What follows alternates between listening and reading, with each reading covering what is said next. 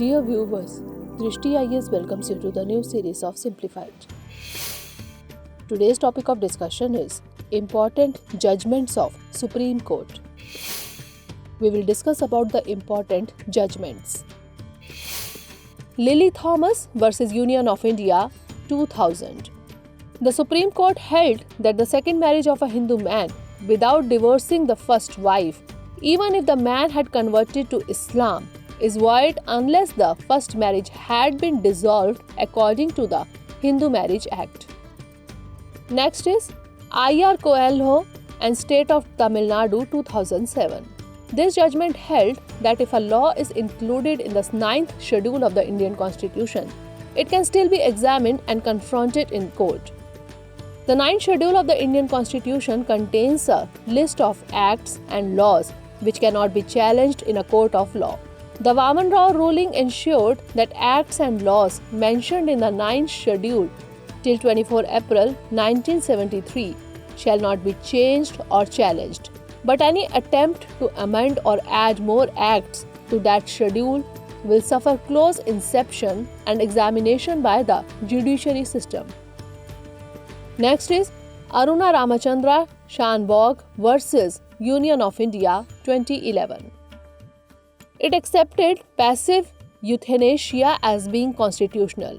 Passive euthanasia is a condition where there is a withdrawal of medical treatment with the deliberate intention to hasten the death of a terminally ill patient.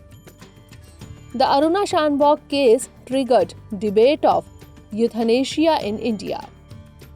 A writ petition under Article 32 before the Supreme Court of India was filed, asking for the legislation of euthanasia so that Aruna's continued suffering could be terminated by withdrawing medical support. Supreme Court in 2011 recognized passive euthanasia in this case, by which it had permitted withdrawal of life-sustaining treatment from patients not in a position to make an informed decision. Subsequent to this, in a landmark judgment in 2018, the Supreme Court recognized passive euthanasia and living will. A living will is a concept where a patient can give consent that allows withdrawal of life support systems if the individual is reduced to a permanent vegetative state with no real chance of survival. Next is Lily Thomas versus Union of India and others 2013. It struck down as unconstitutional Section 8(4) of the Representation of People Act, that is RPA 1951, that allowed convicted lawmakers a 3-month period for filing appeals to the higher court and to get a stay on the conviction and sentence. Section 8 of the RPA deals with disqualification on conviction for certain offences.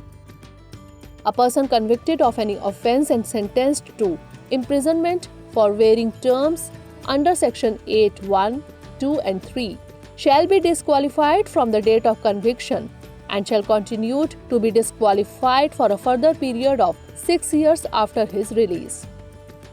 But the Section 8(4) of the RP Act gives protection to MPs and MLAs as they can continue in office even after conviction, if an appeal is filed within 3 months. The Supreme Court held that charge-sheeted members of Parliament and MLAs on conviction for offences will be immediately disqualified from holding membership of the House without being given 3 months time for appeal, as was the case before. The bench found it unconstitutional that convicted persons could be disqualified from contesting elections but could continue to be members of Parliament and state legislators once elected. Next is Mukesh and ANR versus State for NCT of Delhi and others, or Nirbhaya case 2014. Introduction of the Criminal Law Amendment Act 2013 and definition of rape under the Protection of Children from Sexual Offences Act 2012, the Indian Evidence Act 1872, Indian Penal Code 1860 and Code of Criminal Procedures 1973.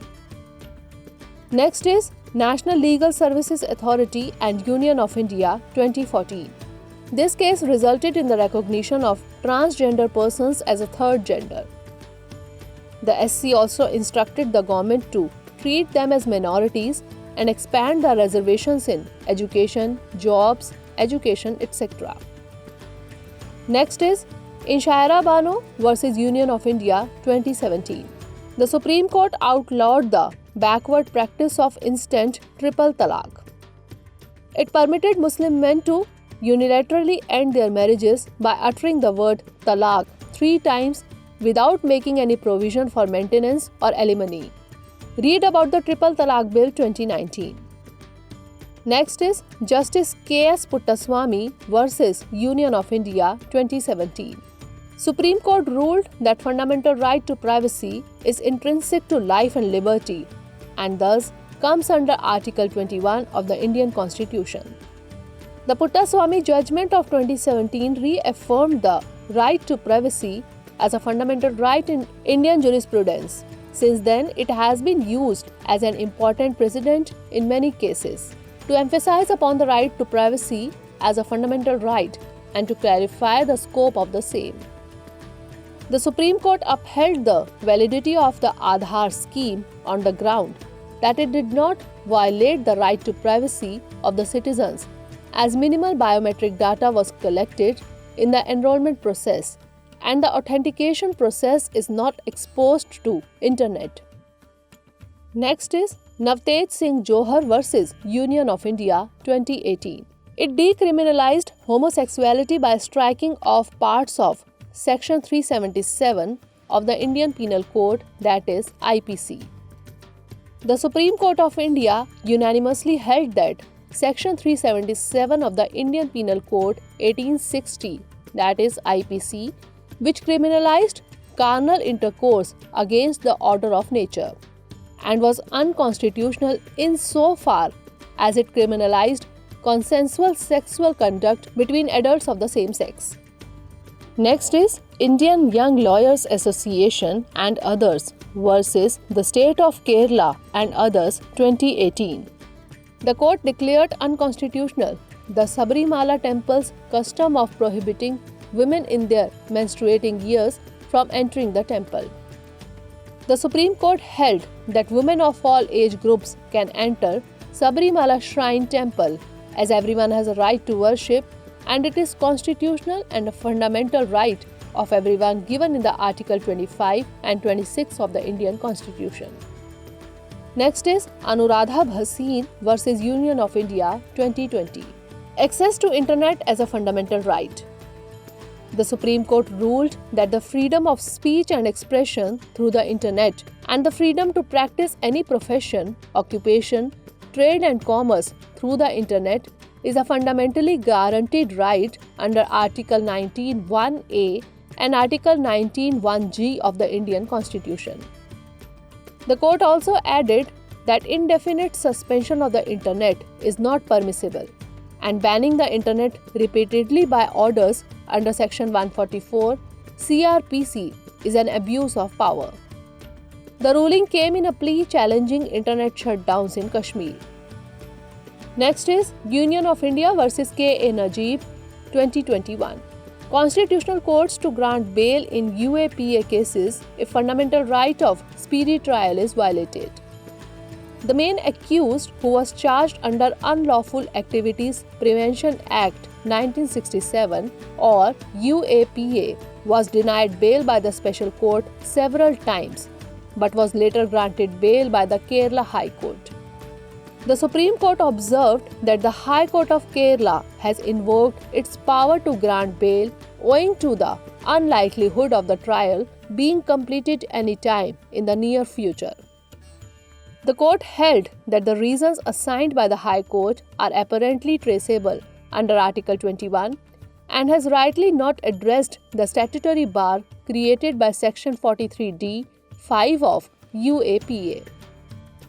The court further observed that the presence of statutory restrictions like Section 43(d)(5) of UAPA per se does not oust the ability of constitutional courts to grant bail on grounds of violation of Part 3 of the Constitution. The court further observed that since 2/3 of sentences have already been completed by the accused, they must be granted bail.